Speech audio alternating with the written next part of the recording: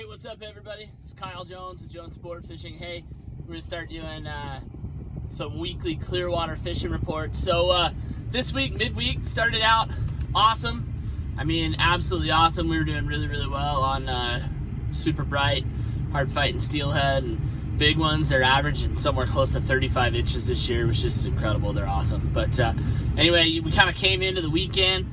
The weekend was definitely a little tougher. We had some big storm, a big storm come in, and it rained. The river came up just a little bit. Didn't make it dirty or anything, but just moved some things around, changed things up. So it slowed things up for the weekend. But what that does mean is that the water's coming up. Things should be rocking and rolling for the opener of Catch a Keep season coming up next week on October 15th. But yeah, guys.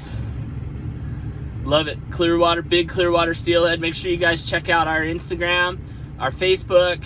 Check us out on TikTok. All that good stuff. We appreciate it. This is a lot of fun. We're living our dream. We also got new hats in. We got these for sale on our Facebook site. So make sure you guys check out at Jones Sport Fishing on Facebook. Buy yourself some lids. We got new lids, a couple of new styles. And yeah, we'll catch you later. Look for this report next week. And pretty much only side drifting this week. We'll definitely start pulling some plugs here as keep season opens when the aluminum boat hatch happens. A lot of times it helps to slow those baits down and put them right in those fish's face. And then I want another note. For any of you guys that don't like sleds on the river, you don't like power boats, or you just want uncrowded fishing, the upper river above Orofino, it rained. There are fish up there.